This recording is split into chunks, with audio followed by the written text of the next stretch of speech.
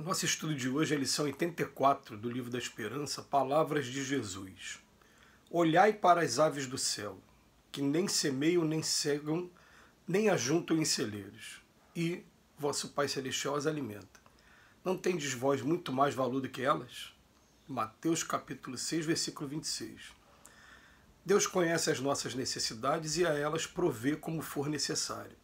O homem, porém, insaciável nos seus desejos, nem sempre sabe contentar-se com o que tem. O necessário não lhe basta, reclama o supérfluo. A providência, então, o deixa entrega a si mesmo. Capítulo 25, texto 7 do Evangelho segundo o Espiritismo. Vale-se muita gente do Evangelho para usar as expressões literais do Senhor sem qualquer consideração com o sentido profundo que agitou simplesmente para exaltar conveniência e egoísmo. Exortou o Divino Mestre, não vos inquieteis pelo dia de amanhã. Encontramos aqueles que se baseiam nessas palavras destinadas a situar-nos na eficiência tranquila para abraçarem deserção, preguiça, olvidando que o próprio Jesus nos advertiu, andai enquanto tendes luz. Asseverou o eterno amigo, nem só de pão vive o homem. Há companheiros que se estribam em semelhante conceito, dedicado a preservar-nos contra a volúpia da posse, para assumirem atitudes de relaxamento e desprezo à frente do serviço de organização e previdência da vida material, sem se lembrarem de que Jesus multiplicou pães no monte, socorrendo a multidão cansada e faminta. Afirmou o excelso benfeitor, realmente há céus. Em todos os círculos do ensinamento cristão, aparecem os que se aproveitam da afirmativa dedicada a imunizar-nos contra as calamidades da avareza, para lançarem diatribes contra o dinheiro, sarcasmo contra os irmãos chamados a manejá-lo, na sustentação do trabalho e da beneficência, da educação e do progresso, incapazes de recordar que Jesus honrou a finança dignamente empregada, até mesmo nos 2 vinténs com que a viúva pobre testemunhou a própria fé. Disse o Cristo, não julgueis. Em toda parte surpreendemos que se prevalece do aviso, que nos acautela contra os desastres da intolerância, para cobertar viciação e má-fé sem se prevenirem de que Jesus nos recomendou igualmente orai e vigiai a fim de não cairdes em tentação. Admoestou o mestre dos mestres, ao que vos pedir a túnica, cendei também a capa.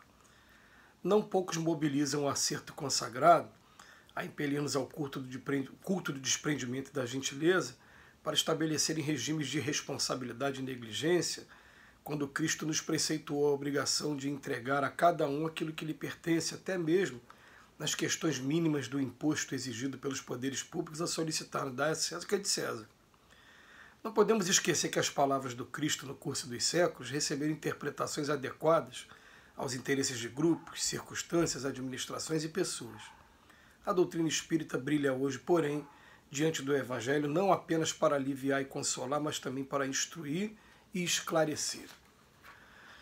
Emmanuel chama a atenção nossa hoje com relação às interpretações que a gente dá do Evangelho de Jesus e sempre tendendo a obedecer aos nossos interesses mais imediatos, principalmente no nosso campo de egoísmo mesmo. E vem chamar a atenção de que a gente tem que o tempo todo fazer um estudo constante dos Evangelhos. Por quê? Porque a gente vai tendo acesso ao conhecimento de maneira geral e não, às vezes, uma interpretação única de um determinado trecho. Então ele começa a dizer para a gente aqui, olha, exortou no Divino Mestre, não vos inquieteis pelo dia de amanhã. O que ele está querendo dizer? Ele está querendo dizer que tem muita gente que fica o tempo todo vivendo, querendo arrumar o patrimônio, querendo arrumar serviço, né? E acaba esquecendo algumas coisas que são mais importantes, como tem, por exemplo, a passagem de Maria e Marta, quando fala, ela preferiu a melhor parte, que está sentada aqui ouvindo o Evangelho, enquanto a outra estava lá, caindo para dentro da faxina e criticando a outra, falou, pô, ao invés de me ajudar, está aí ouvindo Jesus. E na cabeça dela, quando que eu vou ter oportunidade de novo de estar de frente com o Mestre? Ela estava ali aproveitando a melhor parte, né? Então, quando fala, não vos inquieteis o dia de amanhã, a gente tem que colocar também isso aqui, ó, andai enquanto tendes luz também. Então, é um morde-a-sopra, né? Fala, ó, você não pode nem ficar naquele ponto de a preocupação ser excessiva com o lado material, mas também não pode ficar também no relaxamento. Você tem que tomar o caminho do meio. O problema é que a gente pega, às vezes, né, ou o morde ou o assopra e se baseia nele, faz as interpretações em cima dele e fica pautando a nossa vida e querendo justificar no Evangelho, né? Aí depois ele bota aqui, ó, não só de pão vive o homem. Ah, então isso significa que eu vou relaxar? Então, eu preciso do pão. Mas não é só de pão que vive o homem. Senão eu passo por aquela situação do rapaz que estava lá montando o celeiro dele, está no Evangelho isso, com um monte de provisões, falando, pobre criatura, mal sabe ele que hoje virão buscar sua alma. Hoje ele viria desencarnar e tudo que ele juntou como patrimônio vai ficar aí, para os ladrões, para as traças, para quem ficar, né? Aí depois ele vem falar para a gente assim, ó, realmente há céus, e tem gente que vem falar assim, a crítica sempre muito pesada em cima daqueles que detêm os patrimônios aqui da Terra. E ele está falando para a gente, olha, vamos levar em consideração também que é na mão dessas pessoas que têm um grande patrimônio que estão acontecendo as grandes descobertas. Que daqui a pouco vão chegar para a gente, eles vão ganhar muito dinheiro, vão, mas vai chegar para a gente a tecnologia. E ele fala para a gente, ó, pessoas que são chamadas a manejar o dinheiro na sustentação de trabalho, da beneficência, da educação, do progresso. A gente sabe que a prova da riqueza é uma prova que é bastante complicada, e foi o próprio mestre que falou que é mais fácil o camelo passar pelo buraco da agulha do que o rico entrar no reino dos céus. Mas mesmo com seus problemas ainda humanos, que a gente olha para lá e fica, meu Deus, se eu estivesse no lugar dessa pessoa, será que eu não estaria fazendo a mesma coisa?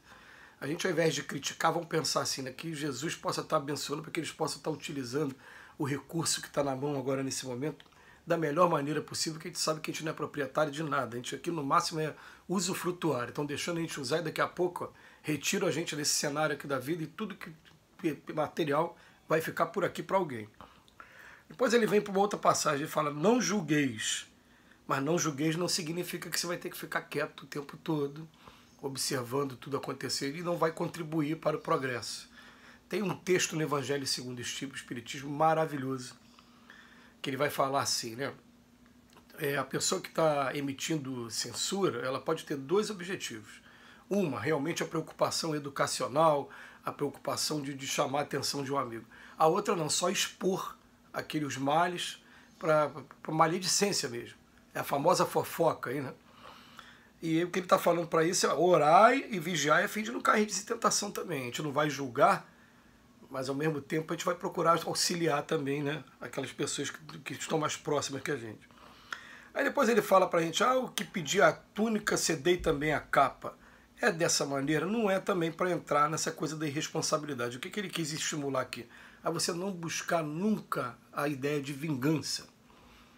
Né, que a vingança é que faz muito mal ao espírito. Então, pediu a capa da túnica. A gente sabe que aqui vão-se os anéis, ficam os dedos, como a pessoa fala, né, por aí no jargão popular, que o que é bem material vai e volta, e o que é nosso vai chegar até a gente querendo ou não.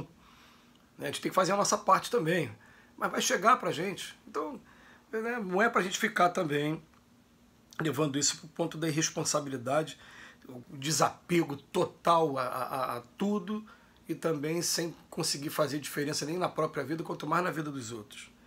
Ele até fala pra gente, ao mesmo tempo que ele fala pedir a capa da túnica também, né, ou vice-versa, ele fala assim, dá a César o que é de César. E dá a César o que é de César, quando vai pagar o imposto, não, vamos pensar, a César o que é de César, a Deus o que é de Deus. E depois ele termina dizendo pra gente, não podemos esquecer que as palavras do Cristo, do curso dos séculos, receberam interpretações adequadas aos interesses de grupos, circunstâncias, administrações e pessoas. O que a doutrina espírita vem fazer hoje?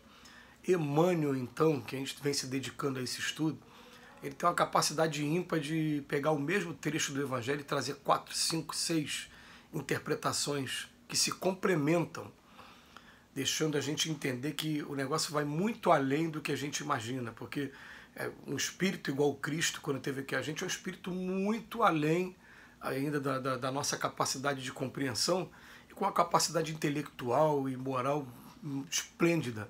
Então, a gente começa a ler e a gente fica no nosso círculo limitado de interpretação. Quando a gente vai vendo as interpretações, quando a gente tem boa vontade e busca mesmo, que é buscai e obtereis, né?